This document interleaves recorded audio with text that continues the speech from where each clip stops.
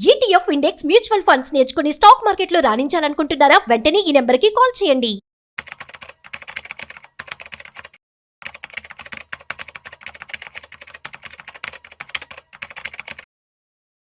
నమస్తే, welcome to Suman TV. Present మనతో ఉన్నారు బొనిగల సాల్మన్ గారు, amphi registered mutual fund distributor. ఆయనతో మాట్లాడదాం. నమస్తే sir, welcome to our studio. నమస్తే మహోదయ. సార్, ఈ సెక్టార్ ఫండ్స్ అంటే ఏంటి సార్? ఇందులో ఇన్వెస్ట్ చేయొచ్చా? మంచి క్వశ్చన్ అడిగావమ్మా.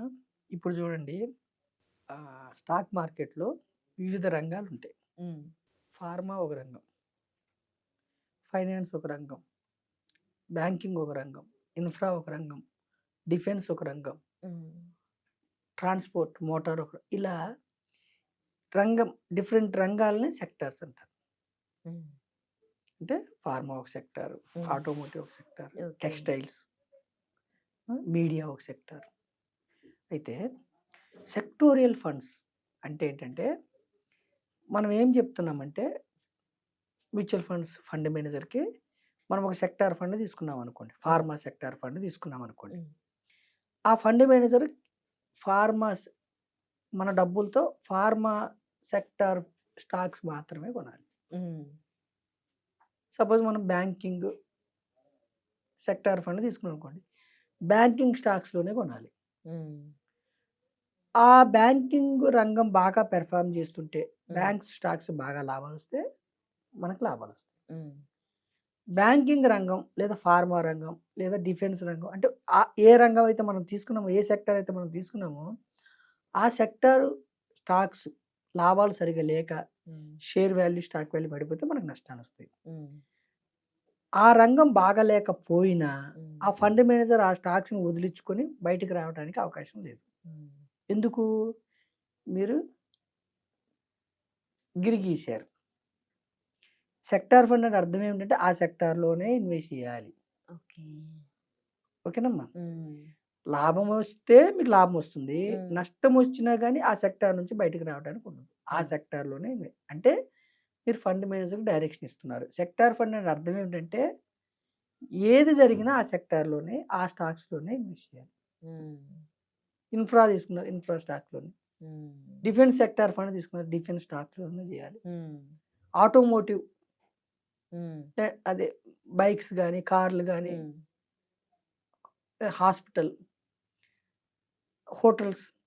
అంటే సెక్టార్ ఫండ్స్ అంటే ఏమిటంటే, స్పెసిఫిక్ ఆ సెక్టార్లోనే చేయాలి. అయితే సెక్టార్ ఫండ్స్లో రిస్క్ ఎలా ఉంటుంది, రివార్డ్ ఎలా ఉంటుంది?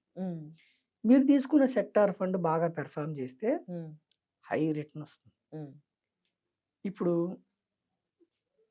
చూడండి అమ్మా, సపోజు హాస్పిటల్ ఫార్మా ఫండ్ తీసుకున్నారు, హెల్త్ కేర్ ఫండ్ తీసుకున్నారు. అంటే హెల్త్ కేర్ ఫండ్ అంటే థిమాటిక్, అంటే సెక్టార్ని కొంచెం బ్రాడ్ చేస్తే దాన్ని థిమాటిక్ అంటారు.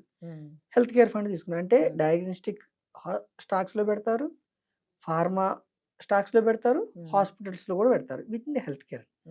ఇలాంటప్పుడు ఏమైంది, సపోజు కోవిడ్ లాంటిది వచ్చి ఆ యొక్క టీకాలకి వాల్యూ వచ్చి బాగా పెర్ఫామ్ చేస్తే అప్పుడు మీకు లాభాలు వచ్చే అవకాశం, ఒక్కోసారి నష్టాలు వచ్చే అవకాశం. ఇప్పుడు బ్యాంకింగ్ లోన్లు తగ్గి, లేకపోతే బ్యాంకింగ్కి ఎన్పిఎల్ తగ్గి, లోన్ ఇంట్రెస్ట్ రేట్లు తగ్గి, అందరు జనాలు లోన్లు తీసుకొని బాగా కన్జ్యూమ్ చేసి ఎన్పిఎల్ తగ్గి బాగా బ్యాంకింగ్ లాభాలు వస్తున్నప్పుడు ఫినాన్షియల్ సెక్టర్స్ పెర్ఫామ్ చేస్తాయి. అంటే సెక్టోరియల్ ఫండ్స్లో వస్తే హై రిటర్న్స్ వచ్చే అవకాశం ఉంది, లేకపోతే రిస్క్ కూడా హై ఉంటుంది. రిస్క్ హై ఉంటుంది, రివార్డ్ కూడా హై వచ్చావు. అయితే జనరల్గా ఏంటంటే, ప్రజలకి ఒకే సెక్టార్ ఫండ్స్ మీరు తీసుకుంటే ఫండ్ మేనేజర్కి బయటకు రావాలన్నా బయటకు వచ్చే అవకాశం లేదు. అక్కడే ఏదమంటున్నారు మీరు. అతను కాకుండా డైవర్సిఫైడ్ ఈక్విటీ డైవర్సిఫైడ్ ఫండ్స్ అని ఉంటాయి. ఈక్విటీ డైవర్సిఫైడ్ ఫండ్స్ అంటే ఏమిటంటే, మీరు ఇచ్చిన డబ్బుని ఒక సెక్టారే కాకుండా భారతదేశంలో ఉన్న 15 సెక్టార్లు, 15 కావచ్చు, 20 కావచ్చు, అన్ని సెక్టార్లో డబ్బులు ఇన్వెస్ట్ చేసే అవకాశం ఫండ్ మేనేజర్కి మీరు ఇస్తున్నారు. ఫండ్ మేనేజర్ అప్పుడు ఏం చేస్తాడు? మ్యూచువల్ ఫండ్స్ అంటేనే ఒక professional management, fund manager, research team, వీళ్ళు ఏం చేస్తారు? ఒక్కొక్క సందర్భంలో ఒక్కొక్క సెక్టార్ బాగా పెర్ఫామ్ చేస్తుంది. ఒక్కొక్కసారి ట్రాన్స్పోర్ట్ చేయొచ్చు, ఒక్కోసారి హోటల్స్ చేయొచ్చు, రకరకాలుగా ఉంటుంది. ఒక్కోసారి ఫార్మా చేయొచ్చు, ఇన్ఫ్రా చేయొచ్చు.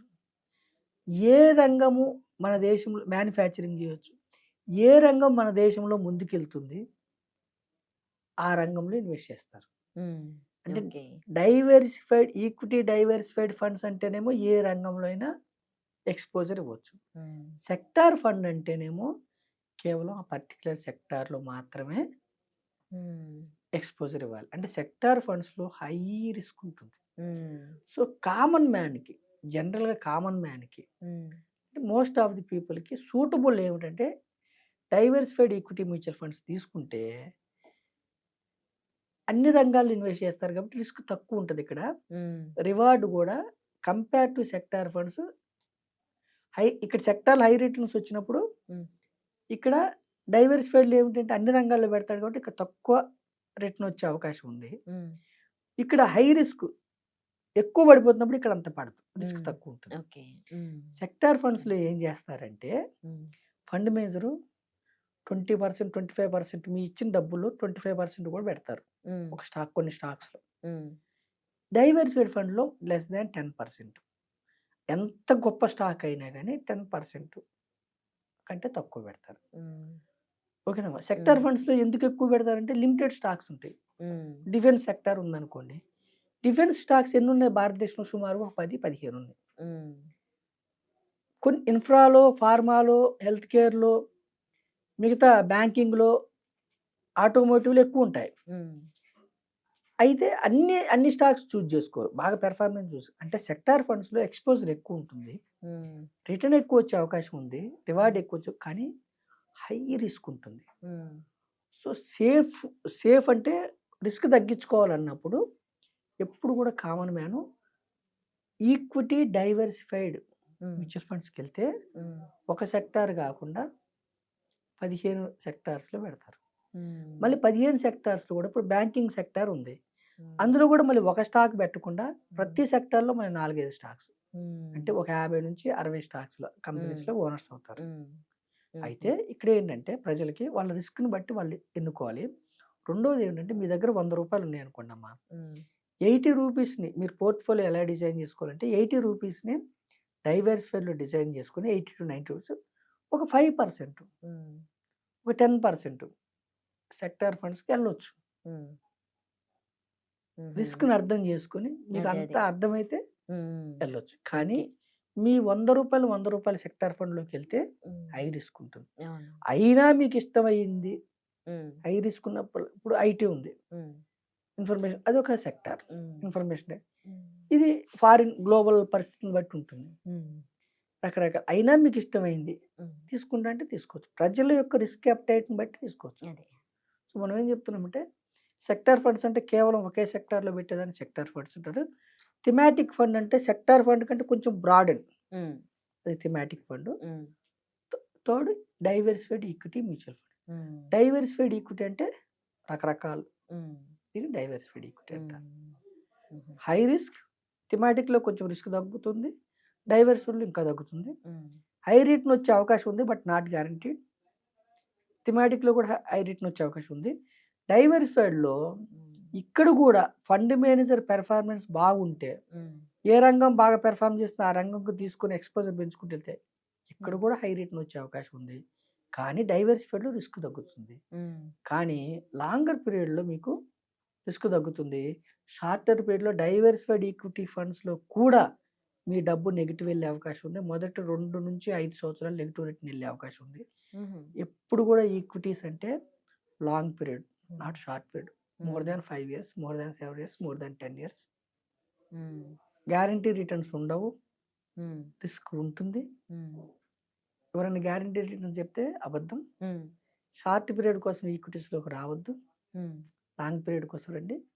లాంగ్ పీరియడ్ కోసం వస్తే ఇన్ఫ్లేషన్ బీట్ చేయాలంటే ఈక్విటీస్ మాత్రమే పాసిబుల్ అని గత చరిత్ర చెప్తుంది.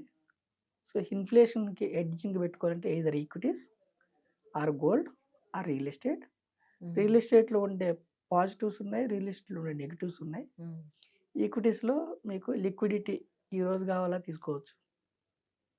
ఈక్విటీస్ లాంగ్ పీరియడ్లో మల్టిప్లై అయినాయి చాలా ఉన్నాయి. సో మనం ఏం చెప్తామంటే ప్రజలు క్లియర్గా అర్థం చేసుకుని సెక్టార్ ఫండ్స్ అయినా, డైవర్సిఫైడ్ ఫండ్స్ అయినా, థిమాటిక్ ఫండ్స్ అయినా మీరు అర్థం చేసుకుని హైబ్రిడ్ ఫండ్స్ రకరకాలు ఉంటాయి. మ్యూచువల్ ఫండ్స్లో ఒకటే డిసడ్వాంటేజ్ ఏంటంటే స్కీమ్స్ ఎక్కువ. అర్థం చేసుకొని ముందుకెళ్ళమని నేను మీ ద్వారా కోరుకుంటున్నాను. Thank you so much for your valuable suggestions sir. Thank you. Thank you అమ్మా.